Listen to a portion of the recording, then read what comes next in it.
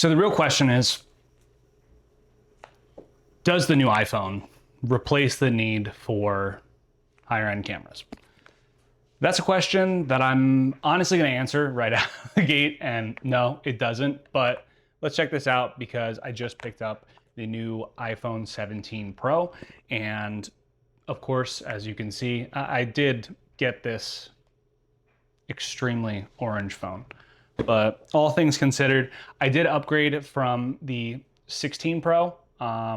Huge fan of this phone overall, but shout out to AT&T for the free upgrade because of the fact that because I typically buy my phones through Apple, worked out in a scenario where I ended up with this orange blob.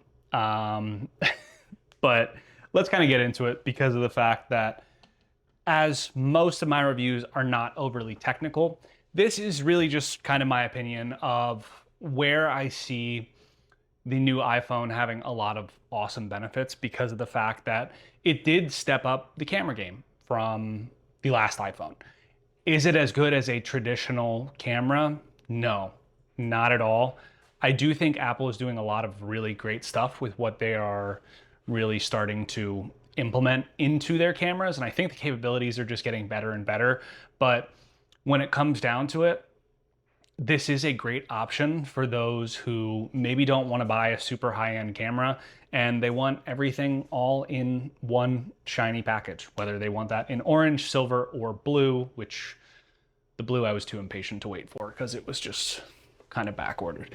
But ultimately, I got this phone last week, and I know I mentioned it in last week's video because of the fact that it was a little bit delayed in terms of shipping, but no worries on that front because since I do have the 16 Pro, it didn't really set me back in terms of the quality that I was looking for. Now, is this the biggest step up from what Apple had actually offered in the 16 Pro or the 15 Pro?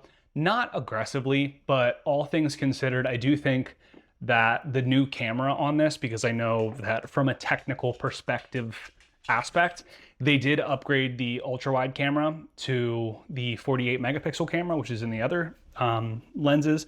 But ultimately speaking, I think a lot of the cool things that come with this camera is they really are offering some cinematic qualities to the iPhone. And I mean, even with, the camera syncing, which I forget exactly what the technical term is to that, there's a lot of cool features to this phone. And as I had reviewed it in a previous video, or more so talked about it, I did get rid of my Osmo Pocket 3 a while ago. I just never really found the use case for it because I was just using my 16 Pro or a lot more. Yeah, the 16 Pro. But I think that this is a great option for an all-in-one device because I will say Apple does some pretty good stabilization in their videos, and the cinematic mode, while I don't think it was really perfected on the 16 Pro, and I don't know if the 15 Pro actually offered that, I took this out this weekend because I wanted to actually have some full-on use case of this camera and this phone entirely before kind of breaking it down and making a video about it because I wanted to use it. I didn't want it to just be like, hey, here are my first thoughts. I mean, these are my first thoughts, but I've actually had the opportunity to put this through its paces. So I went out this past weekend and I actually was shooting a concert with one of my buddies. Caniff Productions, appreciate you having me, and the Floozies and Dirtwire was a pretty awesome concert in Philadelphia. But I was able to, since I was just doing photo for that concert, I did clearly take some video on my phone, and I was pretty impressed by the quality. And, my buddy who actually was shooting on his FX3 was pretty equally impressed by the quality. I mean, in no means is it FX3 standpoint. It's not, G Master lens quality. But I will say that the video quality that I'll show here is actually quite impressive for an iPhone. And, the low light capabilities of this camera just continually get better and better and better. And, granted, it's never going to replace a handheld camera, in my opinion, but it's an awesome option because this day and age, we have our phones virtually everywhere we go.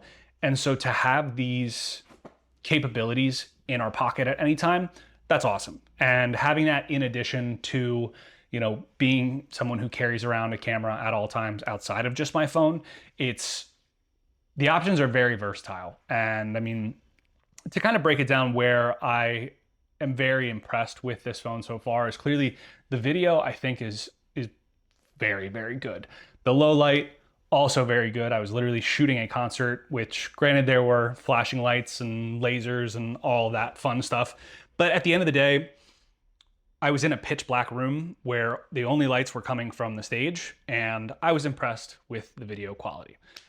I would use this in addition as some B-roll because I do think it is that good. And does it kind of err on the side of professional? 100%. So the cinematic mode I think is great. I didn't use the regular video mode as much, but the fact that you can shoot in 4K up to 60 frames per second or even 120, I think that's phenomenal. From the photo standpoint, I don't think that outside of the new 48 megapixel ultra wide, I don't think there's a huge difference in the photo quality. I do like that Apple, especially when they implemented this, lovely little, if I can get it to focus there, this lovely little camera button on the side.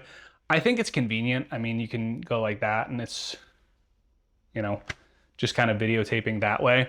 But the styles are cool. I mean, I'm somebody who, as you all know, I shoot on Fuji primarily, in addition to Sony's for more commercial work, as well as my ZV-E1 that I shoot on here. But the colors aren't as good as Fuji, but you can always edit the photos. I do think because you can shoot raw photos on this camera, it's very versatile. I'm somebody who uses Lightroom on my phone when I'm on the go, if I'm connecting it to any of my cameras. So I think it's a great option, and being able to shoot in RAW is just, it offers so much more flexibility. The phone itself, I mean, granted, there aren't a huge amount of differences outside of the aluminum body, which the aluminum body, I think personally, it looks nicer. I know a lot of people complain about this like back area. I think that does look cool. I mean, if we're comparing it to the 16 Pro, this is just a flat back and it looks very clean, but at the end of the day, I like this almost two-tone. Not everybody's gonna agree with me on that one.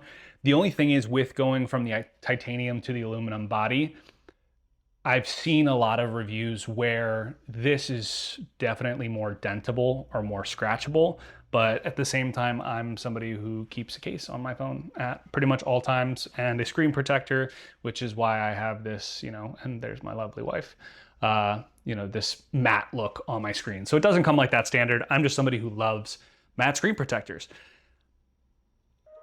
I think this is a great option for anybody who is looking to upgrade their phone. If you're on a 14 or a 15 or even a 13, if you need a new phone and you need these high-end video specs or photo specs, it's a great option. Is it going to completely change your content? No, not at all. And I wanted to make sure that I was kind of showcasing different videos that I've taken or photos that I've taken throughout this video. But one of the biggest things that I think is really, really cool, and I feel like a lot of people should know this, and hopefully I'm centered here, is I really like this because of the fact that you can actually do a full-on vertical video when you're shooting. And why is that different than previous iPhones? It's because the sensor on this iPhone is actually a square. So it's just utilizing a different part of the sensor. So rather than having to flip back and forth, you can actually just flip back and forth or, directly while holding your phone vertically, which I think is a brilliant idea. I really enjoy that. And you don't lose the photo quality and you don't have to do the whole, oh, I'm gonna, hold my phone up like this. So just a small feature. Everything else, I mean, the flash is fine. I don't know why they switched it up and put the flash on this side. I don't know the ergonomics behind that, but Apple does create some beautiful products. So if you have any questions about my experience so far, feel free to drop a comment. I'm more than happy to answer everything. Is this an absolute game changer for everyone and anyone?